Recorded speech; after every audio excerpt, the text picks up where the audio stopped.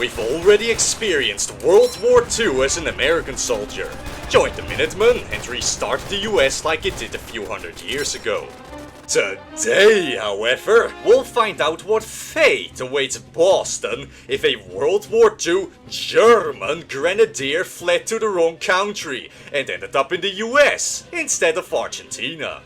Here he was put on ice and was set loose a few centuries after nuclear Armageddon. I guess Heisenberg didn't, allegedly, sabotage Germany's nuclear program in this universe. So our main man, Hans Wurst, first retrieved his gear set from his hidden basement, which consisted of the STG-44 assault rifle, the MG-42 machine gun, also known as the Hans Buzzsaw because of the sound its insane fire rate makes, and the somewhat outdated Mauser 98 short carbine bolt-action rifle. And on top of the weapons, he also had some appropriate drip to match the loadout, while we run around with survival mode damage. The first thing I did was fix the bayonet to my Mauser to save on ammunition.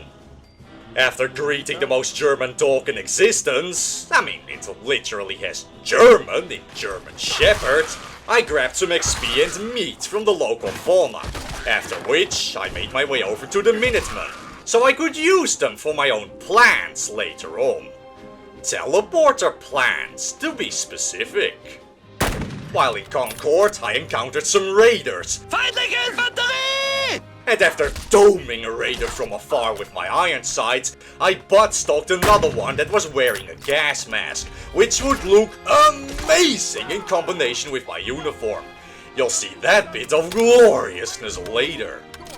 After taking care of the remaining few raiders outside, I headed inside the Museum of Freedom. You know, having a bolt-action rifle in the beginning game was just peachy. As long as I didn't suck a fat one and missed, I was one-tapping raiders to the dome, making it incredibly ammo efficient, which is oh so pleasant at the start of a run. And of course I also had my bayonet, to be even more tight-fisted with my ammo.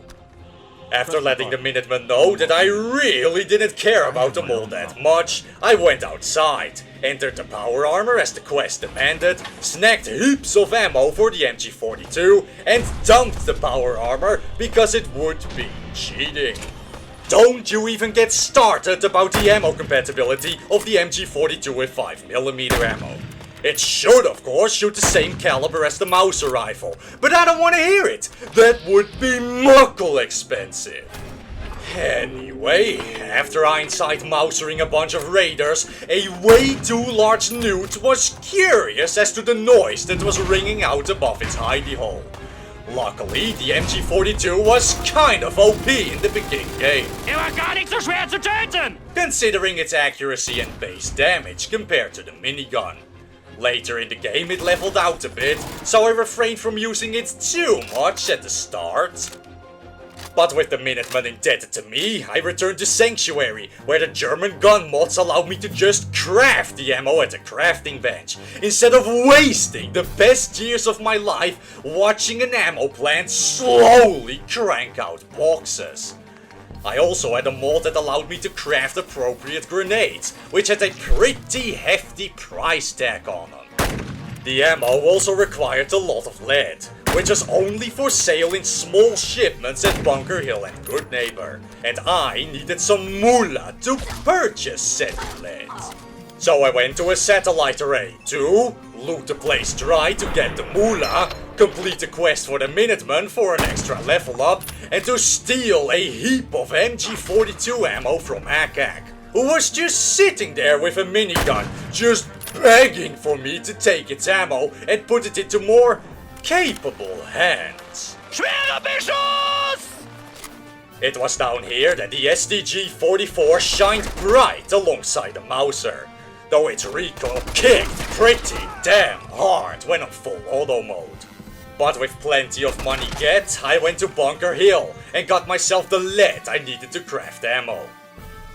Next, I went around and marked all the important places, such as Fort Hagen, Diamond City, where Piper was doing the usual, the local Partisans HQ, and Good Neighbor, where, after killing Finn, who was acting all tough, Hancock got the feeling he liked Hans's worst. After adding a scope and camouflage to the Mauser, and stocking up on as much ammo as my coffers would allow, I blew up some super mutants. Ich habe ihn! Ich habe ihn! After which, I went to town on a bunch of cunning cultists that annoyed me with their very existence alone, so they had to go. First, I domed a few with the Mauser, before switching to the Sturmgewehr and letting her rip. And there, until it was done. Having made the world a better place, I arrived in the subway tunnels to free Nick the detective, so I could find the Institute. This institute, allegedly, consisted almost solely of mad scientists. Sounds like my kind of people. The kind of people whom I was gonna be siding with this run. Down in the subway tunnels, I grabbed the scoped Mauser and proceeded to leisurely off some treacherous Italians who were trying to stab me in the back once again, just like a few hundred years ago. I swear when I die, I want them to carry my casket so they can let me down one last time. At the vault door, a legendary triggerman ate 3 shots to the head, which was impressive. And after killing a guy that peeked way too wide, a trash can forced me to use my legs to shoot the last one that was left. With the Italians having lost about half their crew, I went inside the vault that was built into the subway. Here, the Sturmgewehr had some trouble with another legendary triggerman, Brauche Deckung beim Nachladen! but it got the job done in the end. Speaking of the Sturmgewehr, did you know that the STG-44 was the world's first mass-produced and reliable assault rifle? Its name literally means storm rifle, as in storming a fortress and such. So in translation, we get the name assault rifle. There were, of course, a few prototype ARs before the STG-44, but those were either unreliable or only saw very limited production, like the Russian Empire's Fedorov Automat all the way back in 1915, which was discontinued not too long after the Reds took over, putting an end to any potential AR development there. So anyway, Fallout. I rescued Nick and started slaughtering my way through the vault, starting with a nade. Eine Granate! Kommt sofort! And a bit of MG42 fire. After that, the STG-44 was coming out to play once more, turning my enemies into, well, not problems anymore, let's just leave it at that. Those with a keen eye might have also noticed that the Mauser and STG have different reload animations depending on whether their clip or magazine was empty or not, just like in the Vietnam video.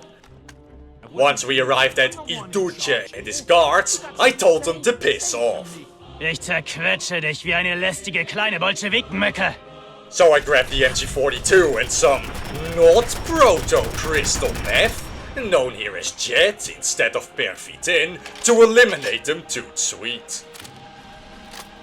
With Nick freed, he pointed me towards Kellogg, the Institute's inside man. But he wasn't home, so I, as much as it pained me to do it, bribed the receptionist for the key. Though I did steal her desk fan to be a massive inconvenience to her. Ha ha! Vengeance! Next, I entered Kellogg's house, robbed his ass blind, and got my attack dog to track a fugitive for me. Yup. So anyway, we went to Fort Hagen and made our way inside. Here, I had the bright idea to use the scoped Mauser, but the zoom was a little much here, so crawling back to the old trusty Sturmgewehr I went. The dog actually came in pretty useful for once, as it kept the sins occupied here and there, allowing me to pump him full of lead with no danger to myself, which was awfully nice. Too bad I don't do these runs with companions if I can help it. They usually just get in my way. With the last few synths upstairs taken out, I headed deeper into the complex, domed a synth, blew up a turret, and killed oblivious Sven, who's always hiding in the same corner. When I got to a long hallway, the perfect opportunity to use the scoped Mauser presented itself to me, which I would grab with both hands, as not a singular bullet was wasted on these fools. Next, I made a synth disappear. Where'd he go? Nobody knows. Or he got blown away behind the wall to the right. Who could say? After that, I ambushed two synths that were a little slow on the uptake, as they barely responded to me actively shooting them. After which, the final two synths went down to the Mauser. Sterb, ihr Bastarde! When I arrived at Kellogg, I once more grabbed the Balls Annihilator 9000 and some jet and removed his head from his shoulders. Out of said head, I snagged the Electro Embryo as is tradition and played shoot ball with that head. When I arrived outside, a heavily armed US battalion came flying into the sector. They must have caught wind of my presence here. They're on to me, even after hundreds of years. Are we sure Hans Wurst isn't Senior Hilter? He seems pretty important. Well, looks like I gotta beat them to the punch. So after unleashing the MG42 on a bunch of crazed lunatics, I killed a patrol of the Brotherhood of Steel, as they call themselves now. That would send the message loud and clear, I reckoned. Kannst deinem Land in der Hölle dienen! Next, I talked to Nick, whom directed me to the most boring part of the base game, where I crawled into Kellogg's brain and witnessed teleportation. And teleportation. Because of the brain crawl, I also knew to find an Institute deserter in the glowing sea, whom could help me figure out how to teleport inside the Institute myself. But on my way there, a Brotherhood vertebrate intercepted me. Luckily, the MG42 had no problems riddling the thing full of bullets. Near the crash site, a Deathclaw was awoken from its slumber, but it banged its head on an exposed beam and went right back to sleep. Here, I also found out that even the weakest power-armored Brotherhood soldiers took some time to take out, even with the MG42, which didn't bode well for the future.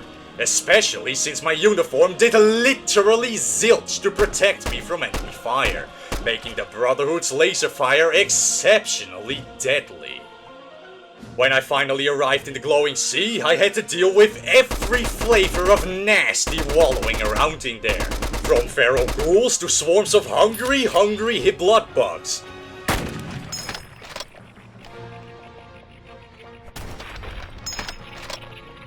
From nice large targets in the form of Deathclaws to the bounciest, most unhittable little shits known as bloatflies.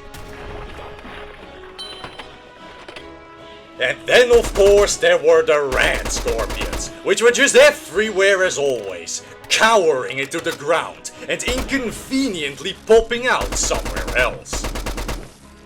About halfway through the sea, there were some more cultists. So like before, I set out to make the world a better place, and domed 4 of them from afar, after which, most surprisingly, the survivors weren't pissed off at me.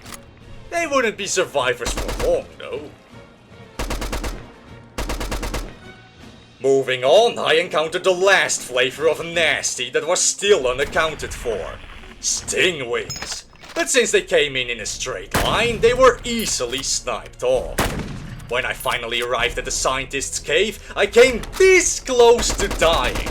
The poor world was this close to losing out on Hans. But luckily, fate had a different plan for him. Scientist Virgil said, "No, you can't build a backyard teleporter. Not if you don't have a spare Corsair chip lying around. So go to Green Tech Genetics, get the chip, and you're all good, man." To the Institute. Well, green tech genetics it is then.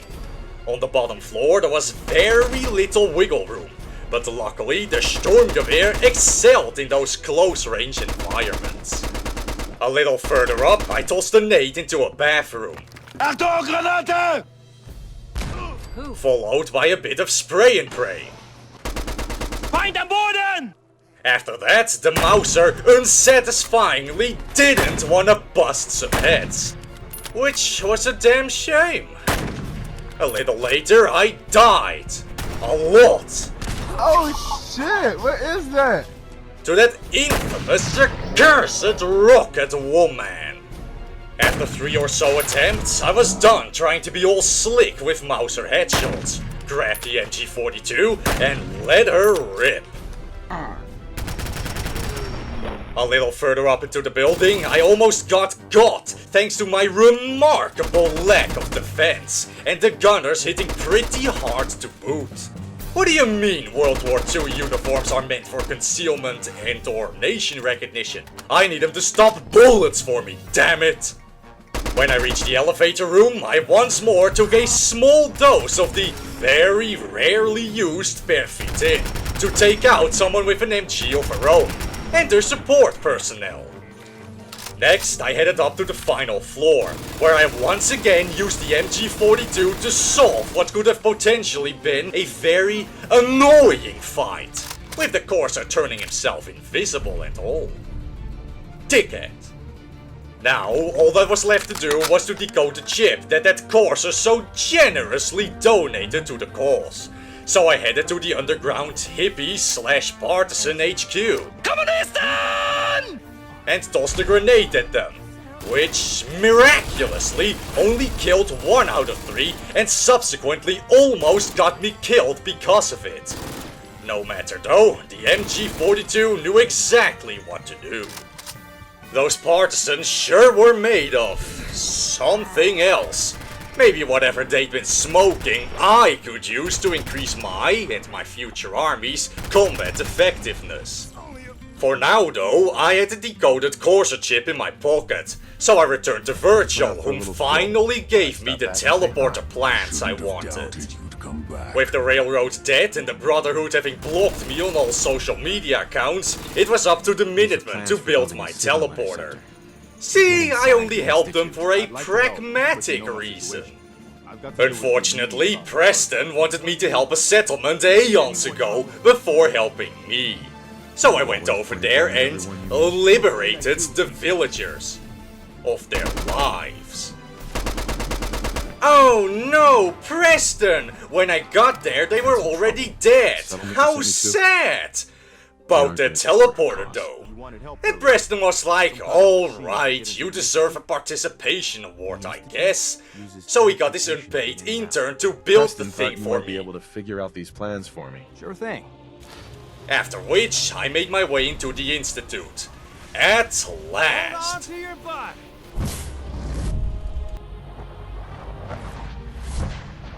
The Institute was weirdly interested in having Hans get aboard the science train, and Hans of course agreed. After which, I met with all the top science staff there. I'm Allie.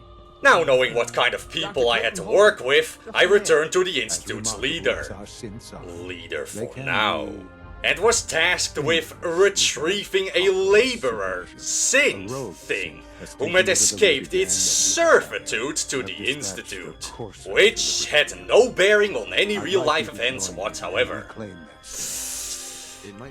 Yeah. So I met up with a mandatory meat shield outside of the synth's refuge in a local marina. It must have been trying to get one of those dismantled ships operational to undoubtedly sail its way over to some island nation. What was worse was that the entire marina was utterly and totally infested with partisans that dared to pick up a sword and resist the might of the Institute. Too bad for them that they weren't ready for Erwin Koenig's prodigy to pick up the Mauser once more and eliminate the outer defenses before they could even realize they were dead. You will not grow your resistance into a capable fighting force this time around, Tito! Not if I have anything to say about it. After a while, I took a gondola ride over to the main scuttled wreck, where one cheeky raider tried to pull a fast one on me, though she was just not fast enough for my cat-like reflexes. Yeah. After tossing the corpse of the Fat Man into the water, we were met by the fugitive, whom we got to come along quietly. The last two partisans, however, didn't want to give up without a fight, so they were promptly taken care of.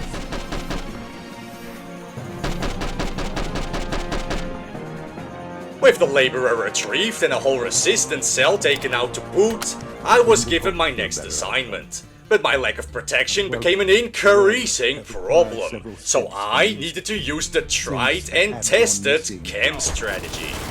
First, I showed the bartender that a pipe pistol wasn't gonna cut it against a real weapon. Learned of a pervitin deal, tossed a nade, shot up Trish for good measure, and made sure that I wouldn't need to sleep for several weeks straight. With a healthy... no wait. With an unhealthy amount of chems ready to be stuffed down my gob, it was time to retrieve a whole group of escaped synth laborers. One might just start thinking that the Institute maybe isn't all that nice. Hans, are we the baddies? But because those synths are definitely 100% robots that can't feel, it's all good, right? Well, that's some philosophizing for later. Right now, I was a little busy trying to not die. Unsuccessfully in many cases. Besides the occasional freedom fighter, hippie, whatever you wanna call them, cramping my style every now and again, the Brotherhood brought about every flavor of death they had available in their arsenal. You name it, they had it. Vertebrates? Oh yeah, baby. Power armor? That's an affirmative. Miniguns? Yes sir. More partisans. Even more vertebrates. Friendly fire? Slow-mo? Wicked backflips? And Gatling lasers. Eventually, I made my way into the center of the synth's hiding place, where they were hiding in the basement. A basement filled with blinding floodlights and mega tanky, presumably chem-fueled partisans that were able to tank ludicrous amounts of bullets while wearing canvas sacks for clothes. The last few partisans were sniped off by the Mauser, after which the escaped synths were retrieved and could be put back to work. Which, I just want to reiterate, has no semblance to any historical events whatsoever, okay? The Institute's leader was really chuffed about this outcome and promised great things, like how he was dying. But fret not, he already had the perfect replacement in mind. Hans Wurst. The way Hans treated the synths really resonated with him. And Hans was also an ambitious man. A man with a vision for German Boston. One which he could achieve using the unhinged scientists. Anyway, the Institute wanted to be able to expand their production by activating a new type of atomic power plant. But I had to retrieve a beryllium agitator from mass fusion for it to become operational.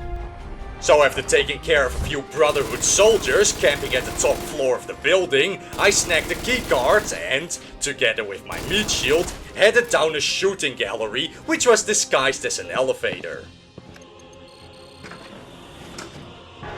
It immediately started off well, with me almost dying as soon as the wild ride began, but as long as I kept hitting my headshots I would be fine, if not for the occasional big cheese refusing to die.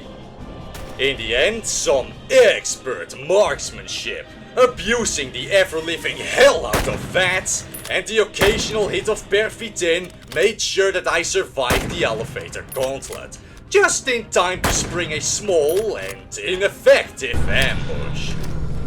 Feindliche Infanterie! After turning the elevator's power back on, we reached the end of the elevator gauntlet. Now at the ground floor, I, for the first time ever, remembered to fight my way up a few floors to grab the strength bobblehead that was precariously located on top of a statue. After making our way into the basement, my unprotected against radiation ass almost got cooked from the inside out as I retrieved the beryllium agitator. Now I just had to fight my way through a few robotic security measures. All the while I still wasn't looking too healthy, since I was still recovering from the grotesque radiation damage I took. But nevertheless, the MG42 sawed its way through the robots that were trying to stop me from making my institute the dominant power in the entire tri-state area! Unfortunately, the robotic security wasn't the last obstacle that tried to prevent the Institute's domination of the area, because the Brotherhood still had a few more disposable warm bodies for me to ice. By the way, here's a guy that thought he was the main character. But in the end, with nobody left to stop me, I delivered the agitator and got the reactor up and running. Following this outcome, the Institute's director decided to relinquish his duties to Hans from now on. Now all he had to do was kick the bucket to give Hans full control. It was only a matter of time now. After making my intentions clear to the local populace, We're here. And we are your new masters. it was time to take down the Brotherhood, after which the Institute could cement its hold over the local area, and later, the world. So I teleported to the Brotherhood's airport base, and opted for a stealthy incursion. It immediately failed, because I wanted to see a vertebrate crash. Worth it! Luckily, the guards didn't really give a damn, so I could grab the Mauser once more and started sniping the very substantially guarded outer perimeter. Who needs those fancy pants semi-automatic rifles when you can have a bolt-action rifle instead? The answer would be this guy, because besides a few rocket launchers camping the walls, there were also just so many guys in power armor, requiring almost, and in some cases, more than a whole clip to put down. Luckily, the regular Brotherhood soldiers usually would go down with only one shot to the dome. But this one particular Knight Commander absolutely refused to submit to me. I even had to cowardly quick-peek her before she eventually suffered brain damage and suddenly forgot what she was doing, which ended with a bullet being placed in the back of her skull. With the outer perimeter sniped off, it was time to retire the Mauser for the time being and switch to the CQB weapons, starting with the Sturmgewehr. But later, because of the sheer quantity of Brotherhood soldiers, I switched to the MG42 with its larger bullet capacity. And now it's time for a history lesson! Did you know that the MG34 was the superior machine gun over the MG42? The MG34 was, more accurate, made of higher quality materials and tended to overheat slower as well. While the MG42 was designed to be an easier to manufacture machine gun, made of cheaper materials, though it tended to overheat much faster, partially because of a far too high fire rate. Fun fact, the MG42 is still in use to this day, but as a modern derivative known as the MG3, which, among other modifications, has a reduced fire rate similar to the old MG34. After intense fighting around the front gate, I finally made my way inside the airport, to start popping teleportation inhibitors, so I could finally have an army of cannon fodder to shield my delicate unarmored flesh. It didn't take long for chaos to ensue. I immediately almost got blown by a crashing vertebrate. Braucht Hilfe! Wurde getroffen! Stored a few bullets in a guy's skull and saw a headless synth which I'd never seen before. So I offed it because I fear that which is unfamiliar to me. I was also hooked on just about every chem I could find. Just look at the crap coursing through my veins. I'm surprised my heart didn't just decide, it's been real y'all, I'ma just go to sleep. Anyway, after destroying all 3 teleportation inhibitors, it was time for one hell of a defense mission. So after stomping over a heap of corpses, I walked up to the Brotherhood's giant robot and got to hacking the thing. This defensive part of the operation was so much easier than me storming the fortress all on my lonesome. Besides me having backup this time around, there were also far fewer Brotherhood soldiers for me to take care of. Or at least far fewer that were wearing power armor. Besides the hack synth getting offed one time. Männerboden! This part of the operation went a lot smoother than the start. We can of course not neglect the huge help that Perfitin gave me here either though. Not so much for making my shots more accurate, but for allowing me to quickly move from place to place to run for cover, or to quickly boot someone off of the giant robot's platform. When the hack was complete, the robot turned its fiery, communist-hating gaze onto the Brotherhood's flying fortress, and had it come crashing down directly towards me. Seeing how it was mission complete, I was out of there, and witnessed the only threat to my plans go up in smoke.